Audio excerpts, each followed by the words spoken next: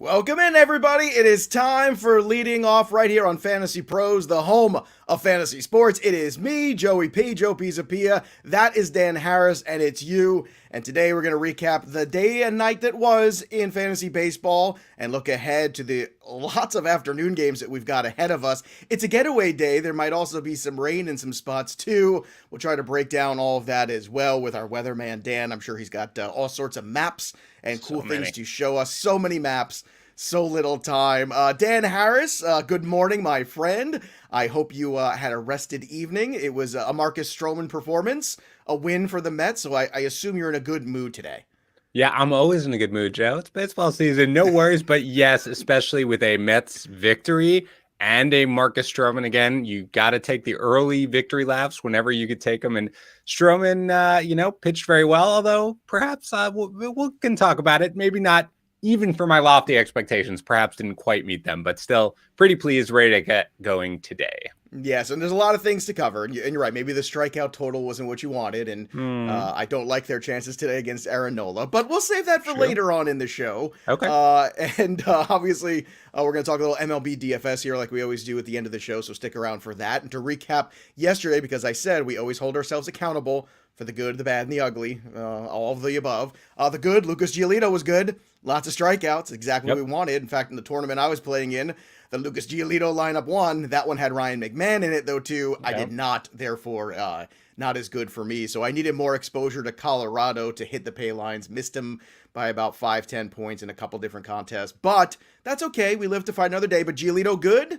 Freddie Peralta good, which we gave you yesterday also. He looks great. So that's him and Rodon, Dan, carrying over spring training. That's positive because they always say spring means nothing, but it means something for some guys. Yeah, for sure. I mean, again, and I always felt like I talked too much about spring during like our preseason podcast a little bit. And again, you don't buy into it too much unless you've got something like added velocity or a new pitch. And you saw some of that with a guy like Rodon, for example. So yeah, this is exciting. And if it looked good in the spring and it's starting to look good now, I'm slowly willing to buy in it, even at this early point. Well, I mean, I think because we had so little baseball to go off last year, I think all of us were a little hyper-focused on spring because we had so many more questions than answers when it came to a lot of players. So I think that might be part of it because I too is paying a little bit more hyper-focused attention, as it were, to spring training this year. Also good, Bo Bichette was good. The Toronto-Texas stack that we talked about, good run total there. I wish I had more exposure to Nate Lowe, and I wish that had worked out. Yeah. I needed to get a little bit more onto the Texas side, less on the Blue Jay side. But Bo Bichette, good night for Bo, so we were all over that. Also, Brennan Lau gave you a 5x value on that 3K salary yesterday on FanDuel. That's what you're looking for. The good chalk was Colorado. The bad yesterday, Vlad Guerrero Jr., no dinger for Vlad, 0 for the plate for him, and Marcus Semien finally kind of cooled down. So that was no bueno, so not as good, but they've got another shot today against Kyle Gibson, so I'm going to have to double down probably, most likely. Also, a couple trades went down yesterday. Not something I think anybody was really prepared for. The Yankees acquired Rougned Odor from the Rangers, and the Braves acquired Orlando Arcia for minor leaguers as well from the Brewers. So two small moves, two lower end infielders that I think once upon a time had higher expectations, but now have new teams. So any thoughts on these trades here at all? Not really. I mean, I don't expect Odor to play a whole ton. And I mean, I don't know where RC is going to play. I mean, I guess if there's anything to take away, maybe it makes Travis Shaw's spot a little more secure for Milwaukee, but really, no, nothing. Fun to see trades go down early. Went up there as you're doing. Maybe, perhaps. You were like a super villain. Perhaps Travis Shaw will come. That's my uncertain voice, as I like to do. I don't know. Perhaps his values will skyrocket. You sound like not really. Hamilton. That's what you sound like. Fun to see an early trade, but nothing. I don't think of uber significance here. It was somewhere between the King and Hamilton and Stewie. You're working on that novel, you know, that one about the one about Orlando Arcia. That's generally where I sit. Yeah. Anyway, before we get to some big takeaways, and Dan's got 3 takeaways from last night, we're gonna talk about a giveaway. You see that? You like that transition? I like it. Professional. We're gonna talk about the giveaway we're doing here, Pristine Auction. When I get an eye roll, and this is why you watch on YouTube channel, make sure you subscribe to Fantasy Pros MLB so you can watch Dan Harris eye roll my dad jokes as if he doesn't make them too, as if somehow he is immune to the dad joke. What? Come on, man. Like, you're Fair. like the king of dad jokes. Fair. I'm the prince. Fair. Anyway, before we do more giveaways, I want to start takeaways. I want to do giveaways. See, now I got off track. I want to tell you about what we're doing this month. It's the Ronald Acuna jersey, free autographed Ronald Acuna jersey for you. That's right, you, just for watching the show. You're already watching the show. I see right now live, there's over 100 of you watching right now. So go out there, go to fantasypros.com/MLB contest. And all you have to do is just fill out the little form there, make a review over on Apple Podcasts or Castbox, and then you screenshot that review, you fill out the form, and boom, just like that, you're entered to win.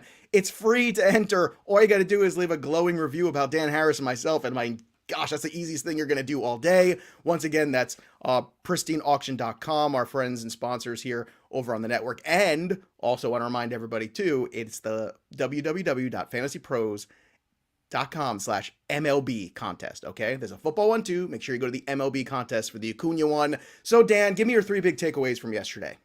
So it was a weird day where my takeaways aren't all that much about what happened during the games, but some of them are. First thing is James Paxton immediately leaving with elbow soreness. I think already this morning they're talking about a forearm strain. It's Death, like taxes, and a James Paxton injury stint. And I feel stupid. I really do, because I'm so cautious with injuries, and Paxton just started getting excited with what I saw in the spring. So this is really not good. I'm basically just, to the extent, I update my rest of season rankings every day on FantasyPros.com. And I am not optimistic right now. So if I roster Paxton, I'm preparing to be without him for quite a while. Second thing is the update on Fernando Tatis Jr. And that's a little weird for me because that's so optimistic, right? Like, everybody's really excited about the fact that, like, could be back in 10 days, no surgery or anything like that. Joe, I'm interested to know how you feel about this, because for me, I was thinking about, I am not confident in this. I mean, we talked about it yesterday. This is obviously good news. That's great. He'll try to avoid surgery. But once this happens, it just does not seem like he's going to be able to get anywhere remotely close through the season. So I was looking at my shortstop rankings. I mean, I dropped him significantly. And right now he is like right behind. I would prefer Javi Baez right now to Fernando Tatis Jr. Do you feel the same way? No, or I you did the basically same drop. I did the same drop yesterday in my rankings also for the rest of the season, because until he's out for the year, which is still my expectation, I don't see how he's going to come back and play through this for another 6 months. I just don't see it. I think you already saw the injury in spring training. He tried to push it. This is what happened. And now he's on the doorsteps of a surgery. And also, you have to consider, if he does try to soldier on, how much does that zap the talent and the upside of him? And yeah, you're right. Maybe I think Javi Baez could even be better potentially. And that is sacrilege. It's blasphemy that I'm even saying that. But this is a serious injury. This is a separated shoulder situation. I don't know, man. I'm just not nearly as optimistic as this report. Right. And I think that, look, if you are, and Joe and I are not doctors. We just play them on this podcast. So if you want to buy into this, like, that's fine. But everything I've read from anybody who knows anything about this injury says the chances of him getting through the season are pretty minimal. And that's especially true, not just because he had this thing where it looked terrible, but he had it right after he had this other thing in the spring, which means when they happen so close together, it's just not a good sign for him long term. Now, there have been instances of people being okay with this. I can't remember exactly what it was, but it's a player like 10 years ago. Might have been Hanley. It was somebody who had a shoulder thing and wound up playing through it, and you thought he was going to be done. He wound up playing through it and had a great season. You're right. It was Hanley Ramirez. Well, it was, right? Yeah. It was, a decade ago or whatever. But I do remember that, where I remember playing and thinking like, oh, this is done. And then he just played through it and played great. It's possible, but I am still willing to. There's a line. Like, I'm not just giving him away completely, but Javi Baez is a useful player, so I put him behind him. The third thing is that we finally got some clarity on the Nationals COVID situation, right? And so you're without Bell, you're without Hand, you're without Corbin, you're without Schwarber, and a handful of others. I don't really know if there's anything to do with this. If you have them in your lineup for this week, like, you're just out of luck. I don't know if any of them actually tested positive, or if they're just, within the group that could. But it's a stark reminder of what we'll probably have to deal with, a lot this season, at least until everybody gets vaccinated. So, and this was the big difference between NFL and MLB too, is I kept saying, with the NFL, it's one game a week, right? So you just gotta keep everybody contained. And then even the NFL had their challenges, but baseball, so many games, there's so much interaction, there's so much traveling, there's so many different locations and things like that. It's so much more difficult to control, even if everyone's doing everything right. Yep. And I'm going to hope that they are, and that's all we can do. All right, let's talk about some other players here and some performances from yesterday, and see if we can interest Dan Harris and myself in maybe long-term implications. Jonathan India, by the way, is on fire to start his his career. 474, 476, 632. That's quite a good slash. I know. Also, I saw this morning he set a rookie record for most runs driven in, I think, in the first 6 games of a season. Tyler Naquin off to a good start as well for him. Yep. Wade Miley's 6 shutout innings. It might be the sign of the apocalypse when Wade Miley is throwing well. Naquin's an interesting player, though, because Naquin, I always liked him with Cleveland. He was always a good baseball player. I just think he never got the full run opportunity. So if he's going to get anything close to that with the Reds, I'm intrigued in deeper leagues. But overall, I feel like this is more like the Reds, being good against lesser teams maybe sometimes. Yeah. Like that, a little bit of Pittsburgh in there and all the other stuff. I don't want to go too crazy, but I am excited about Jonathan India, that's for sure. Yeah, that's the one guy. No Wade Miley. We know Wade Miley. Like, No. good. I'm glad to see him do well and everything like that. Naquin, I just don't think is going to get the playing time unless he does this every single, day, given where they are in that outfield. But India, yeah, this is interesting. And, kudos to a partner of mine in another league that we have. And he suggested picking up India early. And I kind of went with another guy. But India looks polished. I mean, he's young, obviously, but he's off to a very nice start. I would want to see where this goes. So he's a guy who, if he's available, I'd be picking him up immediately. We used to call him Wade Miley Cyrus on my my other podcast because fair. he was like a wrecking ball to any lineup that you had him in. Nice. That was nice. that was the whole thing. Freddie Peralta, very good, 8 strikeouts, and the movement on the pitches. I got to watch some Freddie Peralta last night. Let me tell you, the movement he had on his pitches yesterday was woo sweet. It was very, very exciting stuff there. I've got Freddie Peralta everywhere, as you know. I talked him up quite a bit in the last couple of weeks of our preseason coverage. Ryan McMahon, 3 home runs yesterday. Someone asked me this morning, would you drop Keston Hiura for McMahon? And I told him, I said, look, I said, and he's like, I'm asking you because I've heard you say nothing but bad things about Hiura for the last 6 weeks. Mm-hmm. And I said to him, look, here's the thing. I'm not high on Hiura. And if McMahon's getting every day at bats and he plays in Colorado, I think I'd rather have McMahon. I know that sounds like a hot take, but in a points league or something like that, I don't know, man. I just, that's how I feel. That's where I'm at right now. I don't want to overrate the 3 home run performance of McMahon, but it's more also knocking Keston Hiura, I think, and looking for just productivity.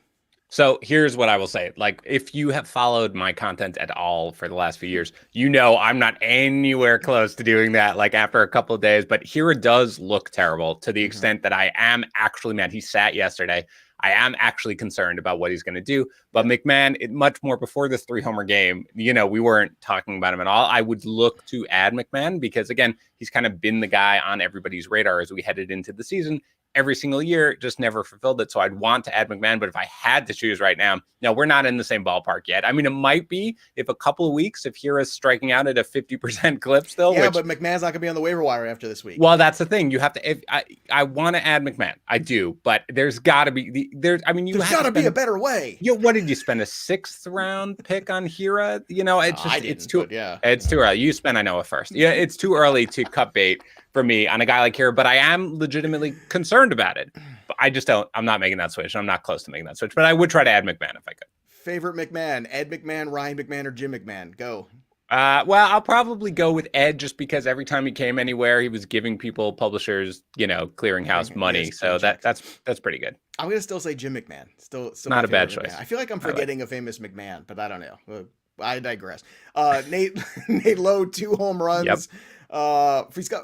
He's got 14 RBI on the season, and we talked about like spring training meaning something for some guys. It meant nothing for Nate Lowe because he was dreadful. Right. People were worried he was going to lose his spot, and it's funny because I had this inclination to say, you know what, man, this guy is a free square in places. I wish, and I just didn't get an opportunity in the last couple drafts I had to take him.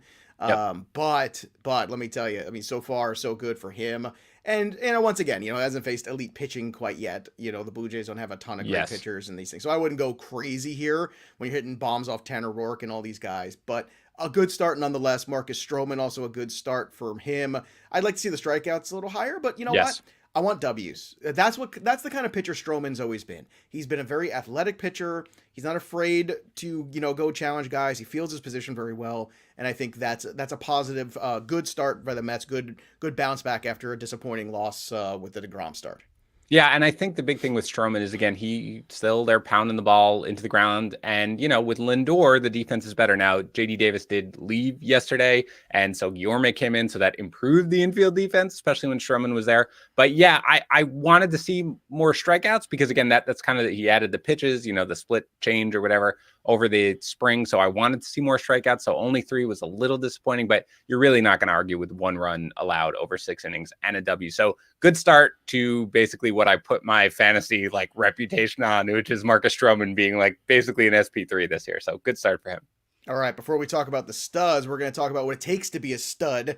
And I'll tell you what it takes. It takes Manscaped. That's right, the sponsor of our show, manscaped.com. Because if you want to be a stud like Dan Harris, this is what you need. So you go to manscaped.com and use the code leading off. That's right, leading off. You know the name of the show. You can get some fun stuff from Manscaped and get it cheaper and some free shipping. Oh my goodness, so many things. So the Lawnmower 3.0 is out. It is a fantastic tool. I've been called a fantastic tool at times as well, and that's fair enough. But the Manscaped 3.0 lawnmower is just tremendous. It's the 3rd generation trimmer. It features cutting-edge ceramic blade and reduced grooming accidents. And nobody likes a grooming accident. Nobody, okay? Advanced skin-safe technology saves that. It's pioneered by Manscaped. Also, it's got the quiet stroke technology. Now Dan likes to make sure he manscapes himself in broad daylight, but me, I like to, get a glass of wine, set out some candles, and the new Lawnmower 3.0 has the light. So you can just kind of have some mood lighting with your quiet stroke technology and manscape everything you need to do. So here's what you want to do. Go get 20% off and free shipping with the code leading off at manscaped.com. Again, that's manscaped.com, and that code is leading off. Dan Harris, speaking of studs, last night there were some studs on the ball field, and once again, it seems like no one can stop Nelson Cruz, and I gotta tell you, he's in my lineups today. He's going to be the good chalk of the day, and I'm excited to go to that well, especially against Matthew Boyd, who's a home run machine. Yeah, there's just, we talked about it the whole spring, which is, I get that he clogs your utility spot, but who cares? What's the difference? I mean, if he's going to hit, the good chalk is good. Here's my question to you, Joe. Look, all the DH only guys are off to good starts. Cruz, of course. JD Martinez looks fantastic so far early. Yordan Alvarez looks very good. Stanton's hitting, 900-foot home runs. Is Cruz your favorite if you had to choose only one of those DH only options? It's so difficult. Cruz is the safest one still, and that's why he should have gone before all of them still. I still feel that way. I think they're, and this is like, fantasy black book 101 stuff, relative position value. I don't think there's going to be much more than percentage points if they all stay healthy this year between all of those guys. And I think they're all going to be very close in terms of productivity. So maybe one guy's like 2 or 3 points ahead, and maybe there's like a 6 differential between the top and the bottom tier of these guys. But it's all about health for Alvarez and for Stanton. And I think you had to rank Cruz ahead because of how many at-bats he takes. Ronald Acuna had 2 homers yesterday.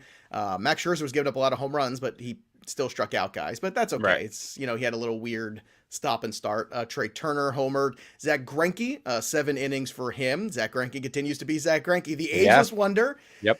And Garrett Cole's off to a hell of a start to the season. Lots of strikeouts. Yeah, it's the Orioles, but you know what? When the Orioles are on there, Garrett Cole's going to have a great start. 7 shutout innings, 4 hits, 13 strikeouts for him. Anything else catch your eye in this Yankees contest? No, I mean, the big thing was Gary Sanchez sat for this one. So, and the fact that Cole didn't look as great in the first start against the Blue Jays, he looked fine in that one, but he looked great here. Where you're going with this? Is that going to be a regular thing? I don't think it's a huge deal. Catchers need a day off anyway. So if it turns out to be the guy Cole, but I don't know whether or not it was just the Orioles or not, but it is something I would want to monitor, especially for DFS purposes, if Sanchez is going to wind up sitting every time Cole is on the mound. Sandy Alcantara, 10 strikeouts of his own yesterday. We kept telling you about how good he can be, but the Marlins offense has got to show up a little bit better. He's now got a 1.50 ERA with a .83 WHIP. That's pretty good where I come from. Joe, one thing, by the way, on that, which I did not realize, I guess last night somebody tweeted out, I don't remember who it was, but they talked about the fact that, there were these secret humidors going on, around the league. And I guess on a broadcast, but balls are flying out everywhere. So I they don't are, know but about this. they revealed a couple of spots where they apparently are. And one of them is in Miami, which makes no sense because that park is ginormous. So I'm not sure why you need a humidor Isn't there. Miami the birthplace of humidity? Well, it's true. So why you need to add a secret, humidor? But if there is, I think that only enhances the value of guys like Alcantara and Pablo Lopez. So that is something to keep in mind if there really is. And apparently there was. I watched that broadcast and I can't remember who tweeted out. But yeah, that's something that's going to be making the Marlins pitchers, other than the fact that they may not win a game all year, that makes them even a little more enticing. That's my favorite graphic novel, by the way, The Secret Humidor. That's my favorite. It's a really good series. You can definitely read that. Tyler Glasnow, 6 innings pitched, 1 run, 9 strikeouts for him against the Red Sox. We told you, fade away from the Red Sox yesterday, so it was the smart thing to do.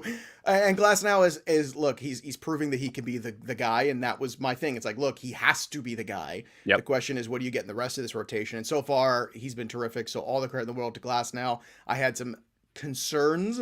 I wasn't worried, but I was concerned, and I wasn't ready to invest in him, and I think that was a mistake looking so far in the first 2 games of the season. Bo Bichette with his 2 home runs, Kyle Tucker 3rd straight with a dinger, Kershaw 7 innings pitched, 8 Ks against the A's, so no surprise there, he bounced back. Yu Darvish pitched very well against the Giants, only 7 strikeouts. I say only, and this is kind of what we talked about last night of, do you spend more money for Darvish or do you go for Giolito? And I said, well, I kind of want the K potential of Giolito. And I'm worried because the Giants are not a huge strikeout team. And, only 7 is, look, that team also, I watched a bit of that game before, because we're old, we go to bed pretty early, Dan Harris and I. But still, I did see some of that game, the first 3 innings.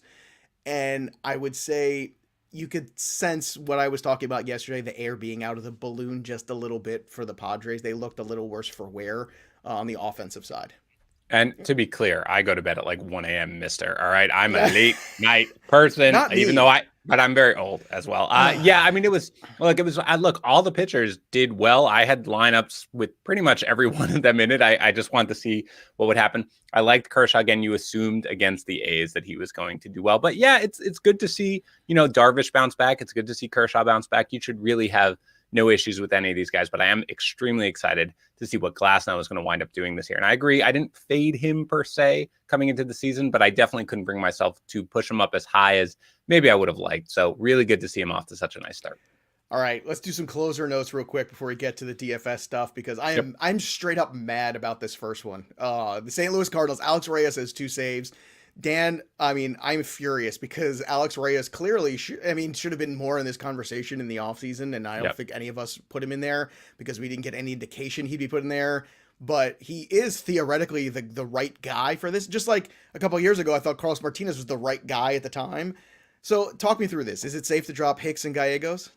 I think probably Gallegos. I probably would hold Hicks, I guess. But here's the deal. It's not as if Hicks is this, like, he's been the closer for 6 years and then had the injury and had to work back. He was really closer for like a year and a day. So it's not as if they have some loyalty to him necessarily. If Reyes continues to do this, and Reyes was a prized prospect, I think he'll hold the job all year. So if I roster Hicks, I'd probably hold him if I could. But if you had to drop him, I wouldn't freak out about it because I do think this is Reyes' job until he loses it. Ian Kennedy got the save for the Rangers. I picked him up everywhere because I me, I say the old dudes in the bullpen typically get the first crack at it. And if they don't screw up, that's what it's going to be. I think that's the case. Chris Davinsky blew a save against the Rockies. Rosenthal, this is terrible news, by the way. When I saw this, I went, boy, here we go. Trevor Rosenthal visited doctor specializing in thoracic outlet syndrome. Just Matt Harvey, Phil Hughes. It derails careers. It derails careers. Chris Archer. We could go down the line.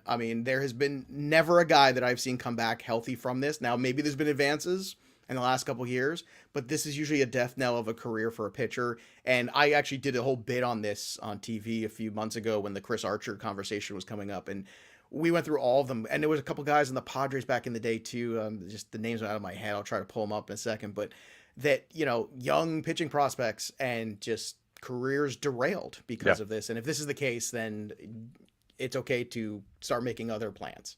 Yeah, I would. I mean, for this year anyway, at this point, I am planning to be without Rosenthal for the rest of the season. If they are looking at this at all, it's not good. So, I mean, maybe not, but for now, it's probably Diekman is the guy, and maybe they'll add somebody. But yeah, if I roster Rosenthal, I am trying to make other arrangements for the rest All of the right. season.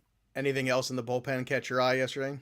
Not really. I mean, Castillo blew the save for the Rays by giving him a home run, but he got the opportunity. So it does kind of seem like he's going to be the guy there. That was really only it.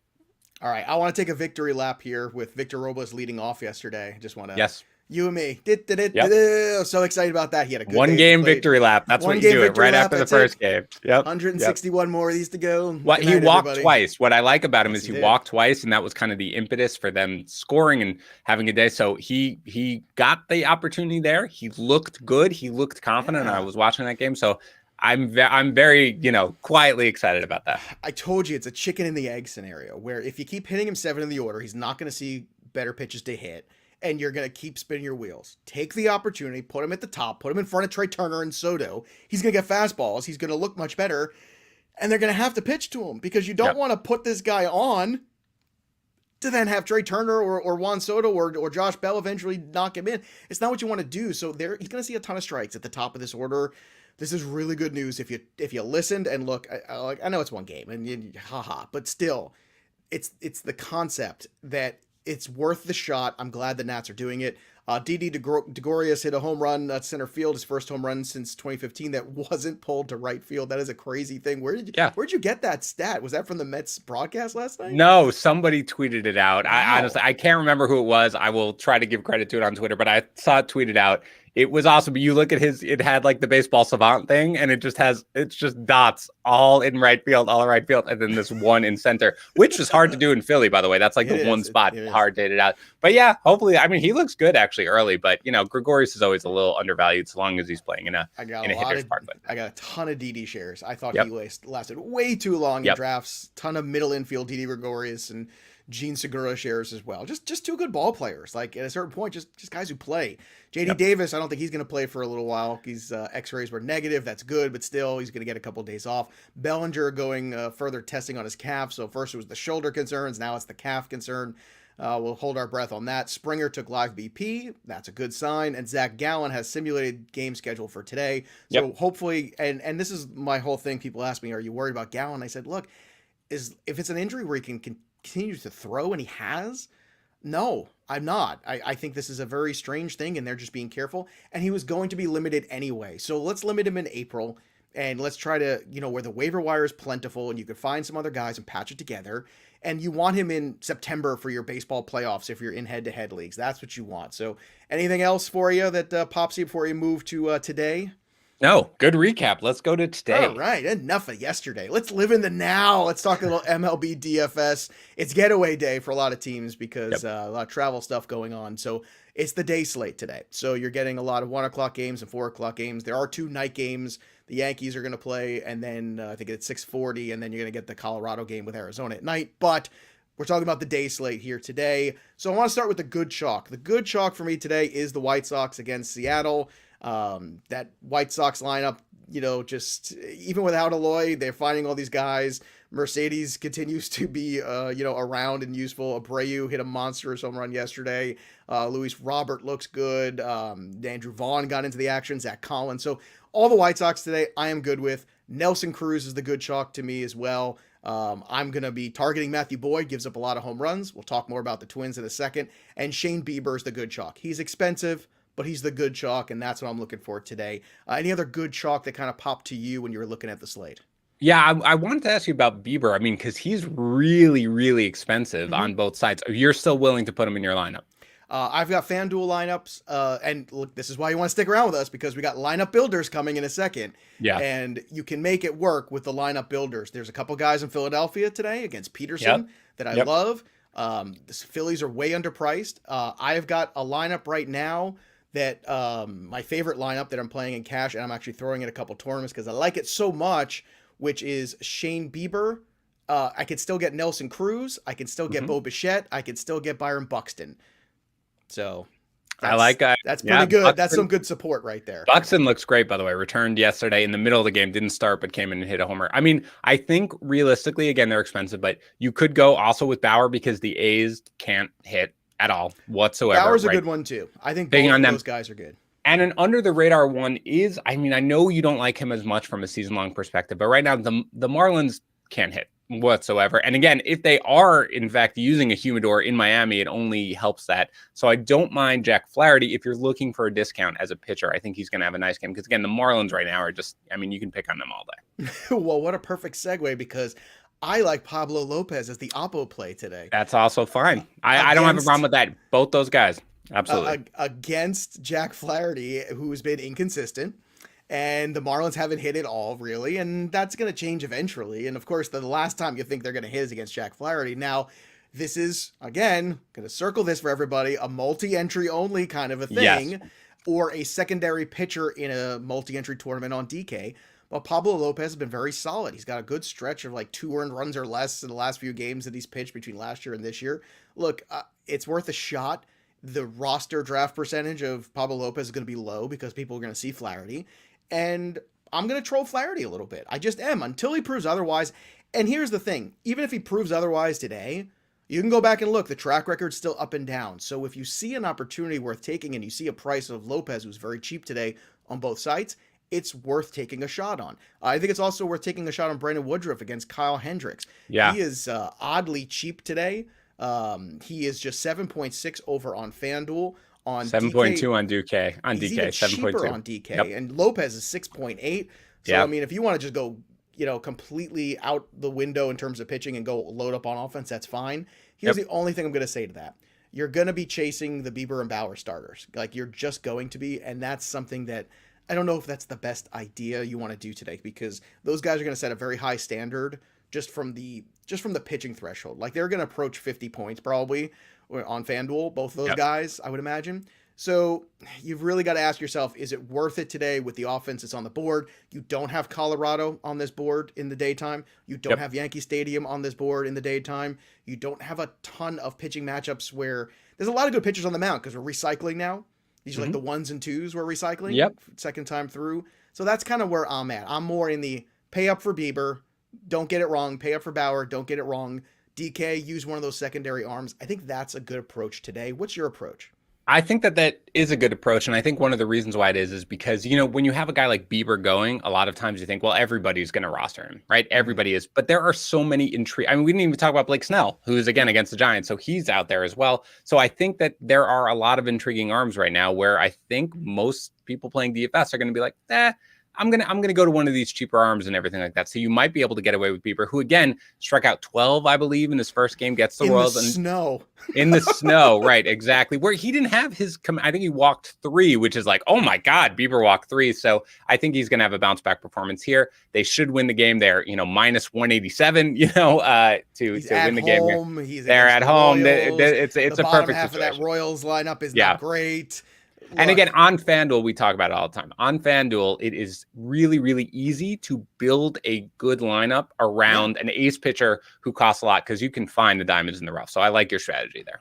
And look, today you've got some good diamonds in the rough in terms of the secondary pitchers where you could still get Bauer or Bieber or even Aaron Nola. I think Aaron Nola is very much in play today against the Mets. So I would certainly put him in that same cash arm category. Stacks today. I really like Minnesota. I'm not going to lie about that one. I'm going to go back to the well in terms of Toronto. The White Sox and the Phillies have a lot of good things to offer. That's kind of where I'm looking for offense today.